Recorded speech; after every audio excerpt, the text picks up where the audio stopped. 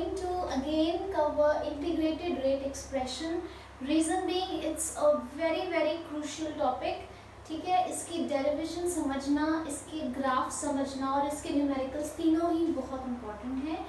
आपके सिलेबस में you have zero order and first order reaction. First we start with a zero order reaction.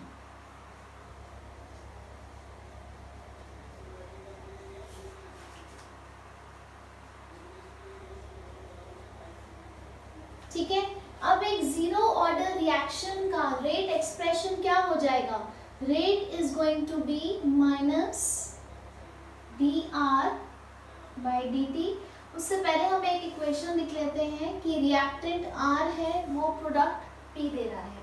ठीक है, and in terms of rate law हम उसको कैसे लिख सकते हैं? Since it's a zero order reaction, rate is going to be k into r to the power 0, क्योंकि ये जीरो ऑर्डर है. It is independent of the concentration of reactant. ठीक है, या रेट इक्वल्स टू k, क्योंकि anything to the power 0 is 1. ठीक है, अब हम इन दोनों को इक्वेट कर लेते हैं तो आपका क्या बन जाएगा? Minus d r by d t equals to k, या d r equals to minus k d t. D t ऊपर ले गई और माइनस दूसरी साइड ले गई. ठीक है, अब हम इस एक्सप्रेशन को इंटीग्रेट कर लेते हैं. So integrating both sides. ठीक है, क्या आ जाएगा? हम इसको इंटीग्रेट करेंगे. Integration of dr equals to minus k, which is a constant, into integration of dt. Integration of dx is x, तो integration of dr क्या हो गया? यहाँ लाइन बना लेते हैं. इंटीग्रेशन ऑफ dr क्या हो गया आपका? r. ठीक है, and minus k integration of dt is t, plus you will have an integration constant I. ठीक है, अगर आप इंटीग्रेशन और ज़्यादा डिटेल्स में पढ़ना चाहते हैं, so I will send you the link for the lecture of Major Udayveer Singh, जिन्होंने इंटीग्रेशन का लेक्चर दिया हुआ है. ठीक है, सो नाउ हमें आई की वैल्यू निकालनी है. जब हमने आई की वैल्यू निकालनी है, हम क्या करेंगे? व्हेन टाइम t इज 0, जब रिएक्शन शुरू ही नहीं हुआ था, तो आपके रिएक्टेंट्स की कॉन्सेंट्रेशन क्या थी? R naught, that is initial concentration. So at that time concentration of reactants was R naught. Clear है? तो अब हम ये values इधर डाल देते हैं. तो concentration of reactant क्या थी? R naught. जब आपका time t क्या था? 0. इसको solve करेंगे तो k into 0 is 0, तो आपका I क्या आ गया? R naught. ठीक है, इस इंटीग्रेशन कांस्टेंट की वैल्यू आप कहाँ डाल दोगे? इस इक्वेशन में डाल दोगे. ठीक है, सो आपके पास इक्वेशन क्या आ जाएगी? Concentration of the reactant is going to be equal to minus k t plus r naught. ठीक है, अब हम यहाँ रुक जाते हैं. फॉर्मूला आगे डिराइव करना रोक के इस इक्वेशन को हम कंपेयर करते हैं इक्वेशन ऑफ स्लोप से, which is what? y equals to mx c. ठीक है, अब इस साइड इसका हम फटाफट ग्राफ बना के देख लेते हैं, जो बहुत ज़्यादा इम्पोर्टेंट है आपके बोर्ड्स के लिए और आपके कॉम्पिटिशन्स के लिए. ठीक है, तो जो आप देख रहे हो ग्राफ में y एक्सिस को अगर आप कंपेयर करो दोनों इक्वेशंस को, तो y एक्सिस पे क्या आ जाएगा आपका? Concentration of the reactant. ठीक है, सो this is your y. x axis पे क्या आ जाएगा आपका? टाइम. ठीक है, that means the slope of the graph, that is m, वो क्या हो गया? Minus k. ठीक है, एंड क्योंकि माइनस k है नेगेटिव स्लोप, तो क्या होएगा? ये डाउनवर्ड स्लोपिंग होएगा. सो this is your slope minus k. ठीक है, और जो C है, C क्या होता है? Y intercept. कितना है? Initial concentration of reactant. तो ये जो पॉइंट है Y इंटरसेप्ट, ये क्या हो गया आपका? R naught. So this is the graph for a zero order reaction. Extremely important. ठीक है। सो आपका y इंटरसेप्ट यहाँ लिख लेते हैं, क्या हो गया, r नॉट। ठीक है, क्लियर है। अब यहीं से आगे चलते हैं, हमारी इक्वेशन क्या बनी थी, दिस वॉज आर इक्वेशन, ठीक है, that is r was minus kt plus r naught. ठीक है, अब हमने निकालना तो k है, हम kt को इधर ले जाते हैं, तो kt क्या हो गया हमारा, r नॉट माइनस r, ये इनिशियल कॉन्सेंट्रेशन है, ये फाइनल कॉन्सेंट्रेशन है आफ्टर टाइम t। तो आपके k की वैल्यू क्या हो गई, r naught minus r by t। ठीक है, बहुत इंपॉर्टेंट फॉर्मूला है, इसको नोट कर लीजिए, ग्राफ इज एक्सट्रीमली इंपॉर्टेंट। ठीक है, take a screenshot of this. Now let's move on to the first order reaction. ठीक है,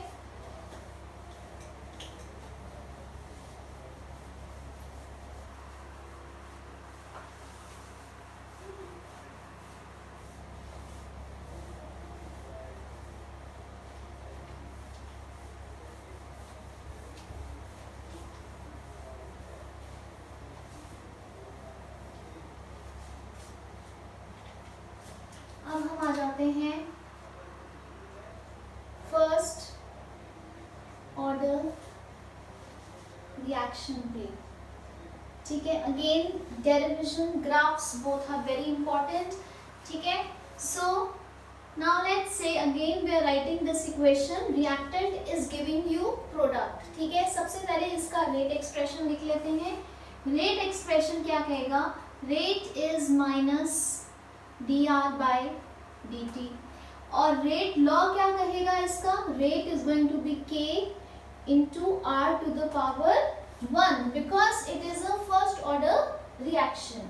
ठीक है, सो इन दोनों को इक्वेट कर लेते हैं, minus dr upon dt is going to be k into r। ठीक है, r की टर्म को इधर ले जाते हैं, dt को इस साइड ले जाते हैं, so dr upon r is going to be minus k into dt। ठीक है, समझ आया, dt को इधर ले गई हूँ मैं, r को नीचे ले आई हूँ और माइनस को इस साइड ले गई हूँ। ठीक है, now let's integrate this, so integrating both sides. ठीक है, देखते हैं क्या होता है इंटीग्रेशन से। Let's come here. तो मैंने आपको बताया था integration of 1 by x is natural log x. पहले हम इसका इंटीग्रेशन का साइन डाल देते हैं, इज माइनस के into integration of d T. ठीक है, अब फॉर्मूला लगा लेते हैं, integration of 1 by x is natural log x. So यहाँ पे क्या आ जाएगा, it's going to be natural log r, integration of d t is t, और आगे आ गया हमारा इंटीग्रेशन कांस्टेंट। बिल्कुल जैसे जीरो ऑर्डर में हमने आई की वैल्यू निकाली थी, सेम तरीके से यहाँ निकालेंगे हम। ठीक है, क्या करेंगे, when time t equals to 0, तो कॉन्सेंट्रेशन ऑफ रिएक्टेंट तब क्या होगी, आर नॉट। जब रिएक्शन शुरू ही नहीं हुआ तो आपके पास क्या था, सिर्फ रिएक्टेंट था, तो क्या आ जाएगा, initial concentration of reactant. Clear है, सो ये दोनों वैल्यूज इधर डाल दीजिए, तो आर नॉट आ जाएगा आर की जगह, टाइम टी क्या आ जाएगा 0, तो इससे आपका आई क्या आ गया, नेचुरल लॉग आर नॉट। अब हम आई की वैल्यू कहाँ डाल देंगे, हम इस इक्वेशन में डाल देंगे, तो आपका natural log are is minus k t plus r naught. ठीक है, हम यहीं रुक के पहले इसका ग्राफ बना के देखते हैं। ठीक है, it is y equals to mx plus c। अगर मैं नेचुरल लॉग ले लूँ और इसका ग्राफ बनाऊँ, तो मेरा y एक्सिस पे क्या आ रहा है, नेचुरल लॉग r। ठीक है, और x एक्सिस पे क्या आ रहा है, t, और मेरा स्लोप, यहाँ मेरा स्लोप क्या आ रहा है, minus k, so my slope is minus k। And my y intercept क्या है, कॉन्सेंट्रेशन ऑफ, क्या है y intercept, sorry natural log है यहाँ I की value, natural log r naught, clear है। So my y intercept here is natural log r naught and my slope is minus k. This is when y axis has natural log r. मैं इसी का एक और graph बना सकती हूँ, अभी हम वो देखेंगे, ठीक है। I am rubbing this side.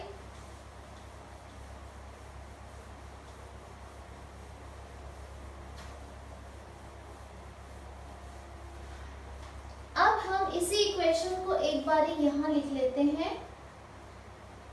अभी तक हमारी इक्वेशन क्या आई है, ये इक्वेशन आई है, ठीक है।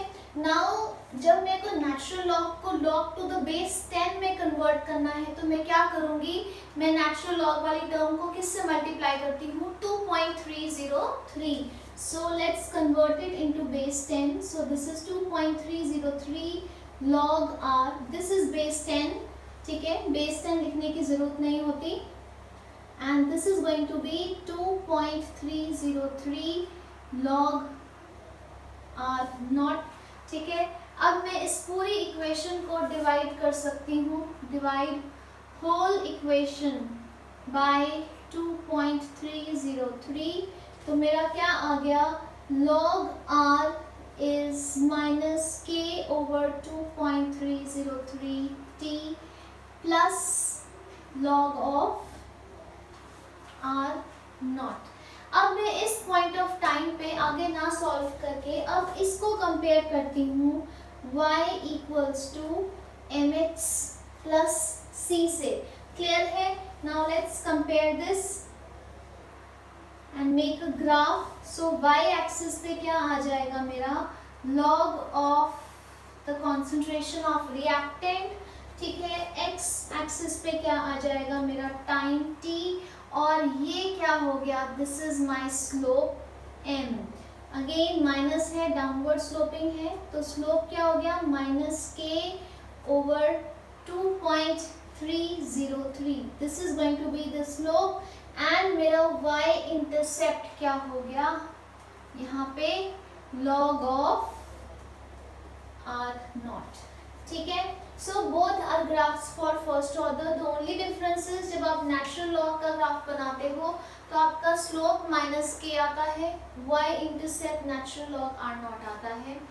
लेकिन जब आप लॉग का ग्राफ बनाते हो दैट इज बेस 10 का, तो आपका यहाँ y एक्सिस पे log r आ रहा है जब, तब स्लोप आपका माइनस के ओवर 2.303 आएगा और y intercept log r not आएगा। दोनों फर्स्ट ऑर्डर के ग्राफ हैं, ठीक है। ये आपके जेई में आया हुआ है और ये आपके बोर्ड्स में आया हुआ है, बोथ आर इक्वली इम्पोर्टेंट, ठीक है, ध्यान से देख लीजिए। अब हम फॉर्मूला आगे डिराइव करते हैं, ठीक है। So I am going to rub this side and I am also going to rub this graph.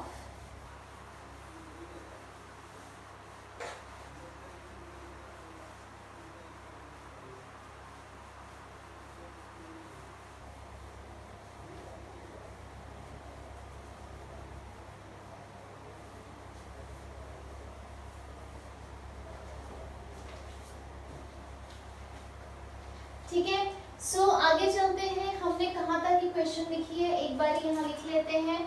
Till now we have done that log r is minus kt over 2.303 plus log r naught, ठीक है। अभी हमने k की value निकालनी है तो हम इस टर्म को इधर ले जाते हैं और log r वाली टर्म को इधर ले आते हैं, ठीक है। So kt over 2.303 is going to be log of r naught minus log of r। अब आपको पता है there is a formula in log of a minus log of b is log of a by b, ठीक है, this is the quotient rule in logarithms. ठीक है, तो ये क्या हो जाएगा, kt over 2.303 is going to be log of, okay let's do it like this, r naught by r। Clear है? सो नाउ हमें k निकालना है, तो बाकी जितना भी है इसको इधर ले जाते हैं।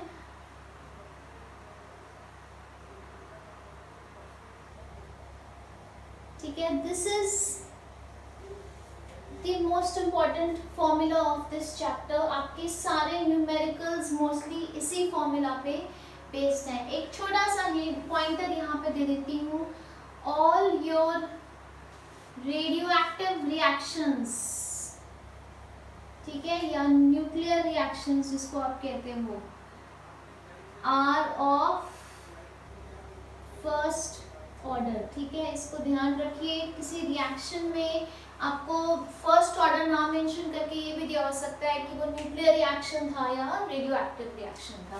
क्लियर है? सो this is the integrated rate expression for first order. Clear है? ग्राफ्स क्लियर है? जीरो ऑर्डर में यहाँ पे आर था, यहाँ पे आर नॉट था और यहाँ पे माइनस के था। फर्स्ट ऑर्डर में यहाँ पे लॉग आर है, y intercept is log r naught and slope is minus k over 2.303। Clear है? So please note this down, extremely important. अब हम आ जाते हैं हाफ लाइफ पे।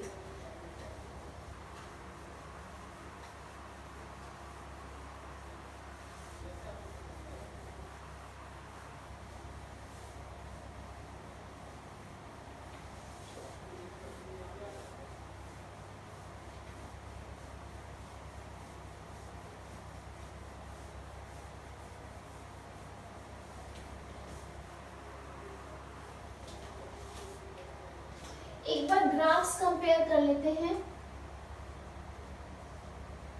जीरो ऑर्डर और फर्स्ट ऑर्डर का ग्राफ देखने में बिल्कुल एक जैसे हैं। थोड़ा सा इसको छोटा कर दिया जाए। दिस इज जीरो ऑर्डर और फर्स्ट ऑर्डर के मैं दोनों ग्राफ बना रही हूँ। You should know both. ठीक है, आपको ग्राफ में सिर्फ y एक्सिस और x एक्सिस मेंशन होगा, जिसकी मदद से आपको आइडेंटिफाई करना है कि ये फर्स्ट ऑर्डर है कि जीरो ऑर्डर है। And followed by that there will be questions, आपको स्लोप और y इंटरसेप्ट बताना होगा। क्लियर है? सो जीरो ऑर्डर में y एक्सिस पे आएगा r एंड x एक्सिस पे आएगा t, और साथ में ग्राफ दिखने में आप देखिए बिल्कुल एक जैसे हैं। तीनों के x एक्सिस पे t है।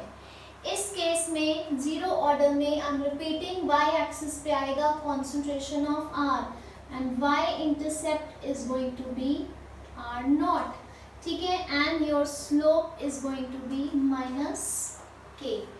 फर्स्ट ऑर्डर में आप नेचुरल लॉग या लॉग बेस 10 दोनों ग्राफ्स बना सकते हो। अगर नेचुरल लॉग ले रहे हो तो यहाँ पे आ गया x एक्सिस, y एक्सिस पे नेचुरल लॉग r, तो यहाँ पे क्या आ जाएगा, नेचुरल लॉग r नॉट। अगर आपने y एक्सिस पे लिया लॉग ऑफ r, तो y इंटरसेप्ट हो जाएगा log of r not. Clear है? अगर जब r था तो r नॉट था, नेचुरल लॉग r था तो नेचुरल लॉग r नॉट था, लॉग r था तो y intercept log r not था।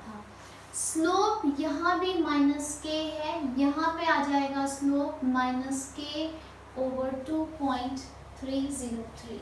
ठीक है, ये जीरो ऑर्डर का ग्राफ है, वो दोनों फर्स्ट ऑर्डर के ग्राफ हैं। Please take very important note of this, it's a very very important question.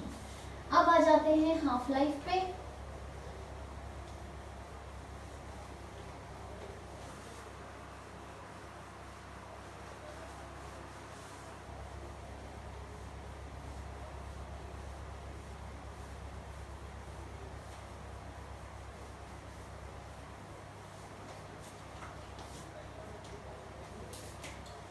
Half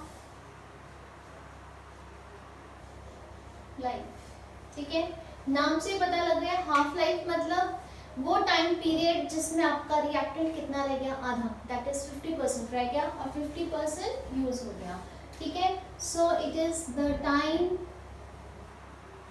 taken for the reactant to reduce to half या 50%। और इसको किससे डिनोट कर सकते हैं, it is denoted by t half. Clear है। Now we going to do derivations for half life. पहले आ जाते हैं जीरो ऑर्डर रिएक्शन में, ठीक है। Now what is the formula for k, k का फॉर्मूला हमने किया था r naught minus r by t, ठीक है। हम इसी फॉर्मूला से टी निकाल लेते हैं, टी क्या हो गया, r naught minus r upon k. Now when t is t half, जब आप हाफ लाइफ निकाल रहे हो तो आपका फाइनल कॉन्सेंट्रेशन ऑफ रिएक्टेंट क्या होएगा, इनिशियल कॉन्सेंट्रेशन का आधा, वो 50% रह गया, तो आर क्या हो जाएगा, आर नॉट बाई 2। इस वैल्यूज को हम यहाँ डाल देते हैं तो आपका हाफ लाइफ क्या हो गया, r naught minus r naught upon 2 over k. So for your ease it's a basic maths problem. Now इसको मैं यहाँ सॉल्व करके दिखा रही हूँ, ठीक है। सो 2 minus 1 is 1, so this is going to be r naught upon 2 k। यहाँ से आप एक छोटी सी चीज नोट कीजिए, half life is directly proportional to the concentration of reactant, ठीक है। तो अगर मैं यहाँ पे हाफ लाइफ ले लूँ और यहाँ पे मैं आर नॉट ले लूँ तो मेरा ग्राफ कैसे होएगा, ऐसे होएगा, ठीक है। So half life is directly proportional to the concentration of the reactant. This is the formula for half life for zero order and this is the graph, please take note of this. Next आते हैं first order पे।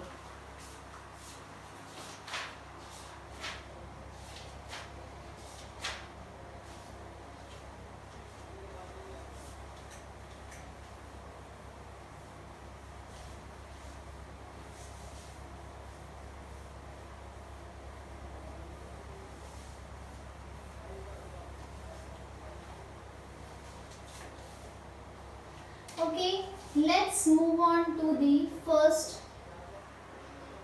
order reaction। बिल्कुल वैसे ही formula बना लेते हैं जैसे हमने अभी निकाला था। तो T क्या हो जाएगा आपका 2.303 over K into log of R not by R, ये आपका हो गया T, ठीक है। Now when T is T half, अगर आपने हाफ लाइफ निकालनी है उस समय R क्या हो जाएगा आपका, R not by 2। Let's put these two values here. So T half is going to be 2.303 upon K into log of R not over R not by 2। ये यहाँ पे कट गया। So T half is going to be 2.303 over K into log 2। log 2 की value बच्चों आपको by heart याद होनी चाहिए। So your log 2 is how much, 0.3010। So your T half is going to be 2.303 over K into 0.3010। इसको solve करोगे तो आ जाएगा T half is 0.693 by K। Now please note here that जो हाफ लाइफ है वो कॉन्सेंट्रेशन ऑफ रिएक्टेंट पे depend ही नहीं कर रही। There is no relation between your concentration of reactant and T half.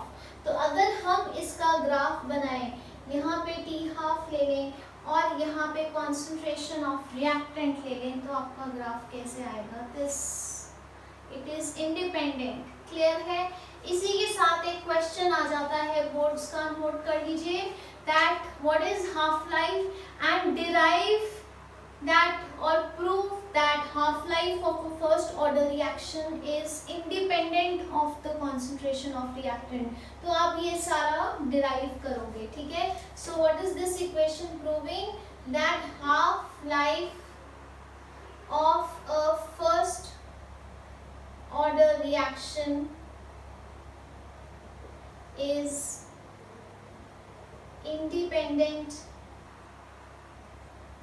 of the concentration of the reactant. ठीक है. अब हम क्या करेंगे, हम आपके डाउट्स करेंगे.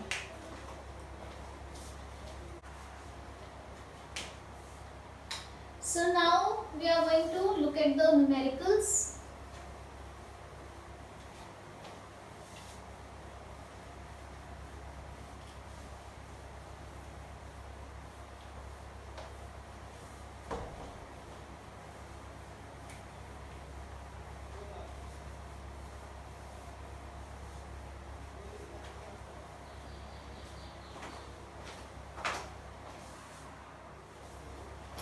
Okay, some of you had doubt in this numerical. Let's solve this. During nuclear explosion, one of the products is strontium with half-life 28.1 years. ठीक है? If 1 microgram was absorbed in a baby instead of calcium, how much will remain after 10 years and 60 years? Now it's a nuclear explosion, which means reaction क्या है आपका? First order reaction है. ठीक है? आपको half life दी हुई है, so t half is given, it's 0.693 upon k. तो आप के निकाल सकते हो, के क्या हो जाएगा 0.693 अपॉन टी हाफ. ठीक है, तो के क्या हो गया आपका 0.693 ओवर 28.1 ईयर्स. ठीक है, इससे आपके के की वैल्यू आ जाएगी. के कितना आ रहा है इसको सॉल्व करके 0.0247, क्योंकि फर्स्ट ऑर्डर है तो क्या हो जाएंगे यूनिट्स ईयर इनवर्स. ठीक है, क्लियर है. सो अब आपका के आ गया. Now it's a very simple question. First time period आपको दिया हुआ है 10 इयर्स कि 10 इयर्स में what is the final concentration of the reactant. ठीक है, तो सबसे पहले आप फॉर्मूला लिख लीजिए. K is 2.303 over T into log of R naught upon R. Clear है. तो आप इसमें वैल्यूज डाल दीजिए. आपकी K की वैल्यू क्या आ जाएगी. सो K is given to you. K कितना आएगा 0.0247. सो 0.0247 क्या आ जाएगा आपका 2.303. सो क्या हो जाएगा ये 0.0247 is going to be 2.303 over T. T कितना है 10 years into log of initial concentration कितनी थी आपकी 1 microgram. So it's going to be 1 and let the concentration after 10 years be x. तो यहाँ पे क्या आ जाएगा x. ठीक है, इसको सॉल्व कीजिए. कैसे करेंगे. Your log of 1/x, sorry log of 1/x क्या हो जाएगा 0.0247 into 10 over 2.303. ठीक है, हम 10 और 2.303 को दूसरी साइड ले गए. इसको आप सॉल्व कर लीजिए. राइट, आपका log of 1/x is coming at 72. तो 1/x कैसे निकालेंगे. We will take anti log on both sides. ठीक है, तो आपका 1/x क्या हो जाएगा एंटी लॉग ऑफ 0.1072. ठीक है, आप एंटी लॉग निकालेंगे तो क्या करेंगे. You are going to look at 10. Anti log table में 10 को देखिए अंडर 7 and 2 कितना आ रहा है 1/x इज कमिंग एज 1.280. तो आपका x क्या हो जाएगा जाएगा, एक्सचेंज कर लीजिए places, 1/1.280. Is it clear to all of you? इसको सॉल्व करके आपका x आ रहा है 0.782 माइक्रोग्राम्स, क्योंकि हमने ऊपर 1 माइक्रोग्राम ही लिया है, उसको कन्वर्ट नहीं किया, तो आपका आंसर किस में आया? माइक्रोग्राम्स में. अभी तक जितना किया है एक बार देखते हैं. हाफ लाइफ के फॉर्मूला से हमने k निकाला और फिर उस k की वैल्यू हमने इंटीग्रेटेड रेट एक्सप्रेशन जो था फर्स्ट ऑर्डर में, t was 10 years, r0 was 1 microgram, k was 0.0247. ठीक है. What was not known was the final concentration, उसको आप x ले लो and we solve for x. बिल्कुल इसी तरीके से आप 60 इयर्स का करोगे, आप खुद ट्राई करोगे. मैं इक्वेशन बना देती हूँ आपके लिए. ठीक है. So when you do the same for 60 years, तब आपकी इक्वेशन क्या बन जाएगी? यहाँ लिख लेते हैं. For 60 years it's going to be 0.0247 is going to be 2.303. बस यहाँ पे 10 की जगह 60 आ जाएगा, इंटू लॉग ऑफ 1/x की जगह y ले लीजिए, z ले लीजिए. ठीक है. एंड बिल्कुल सेम तरीके से सॉल्व करेंगे and you will get for 60 years. मैं आपको आंसर दे देती हूँ ताकि आप चेक बैक कर सको. आपका y आना चाहिए 0.228 माइक्रोग्राम्स. ठीक है. क्लियर है? Now we move on to the next numerical. So this is the next doubt that you had. Show that time required for 99% completion is twice the time required for 90% completion of the reaction. Very important question, boards में भी आया हुआ है, NCERT का question है. Let's solve this. आपने show क्या करना है? That T99%, that is time required for 99% completion, is twice the time required for 90% completion of the reactant. ये आपको प्रूफ करना है. तो basically you need two expressions here, T99 and T90. ठीक है. So T99 मतलब time required for 99% completion क्या हो जाएगा? 2.303 over k into log of 99% completion. मतलब कि अगर मेरे पास 100 ग्राम था या 100 यूनिट्स था रिएक्टेंट, तो अब उसकी फाइनल कॉन्सेंट्रेशन कितनी है? 1, क्योंकि 99 खत्म हो गया 100 में से, तो कितना रह गया? 1. ठीक है. सिमिलरली 90% कंप्लीशन के लिए क्या एक्सप्रेशन बन जाएगा? 2.303 over k into log. इसका मतलब अगर पहले 100 यूनिट्स थी रिएक्टेंट्स की, उसमें से 90% कंप्लीट हो गई, तो बची कितनी? 10. ठीक है. So upon 10. अब जब इसको सॉल्व करेंगे क्या करेंगे? We are going to divide these two equations. ठीक है. सो ये तो चीज कॉमन है, इसको काट देते हैं. यहाँ से ये बचा. ठीक है. नाउ क्या क्या हो गया आगे देखते हैं. क्या बना ये? T99 over T90% is going to be equal to what? It's going to be equal to log of 100 over log of 10.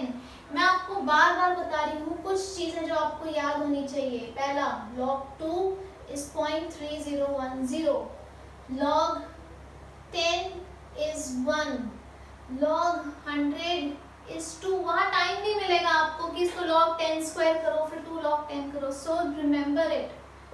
So and it's not difficult to remember. एक बार कर लोगे याद आ जाएगा. ठीक है.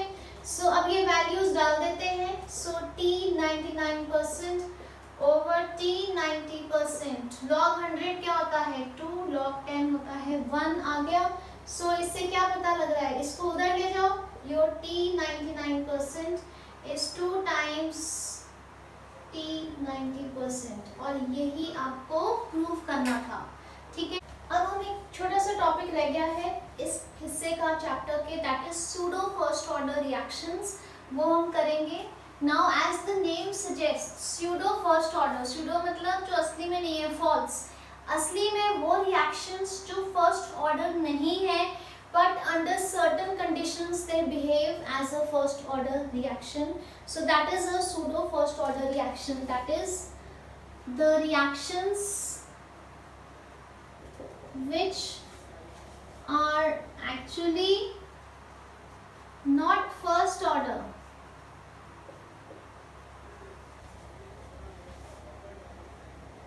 but under certain conditions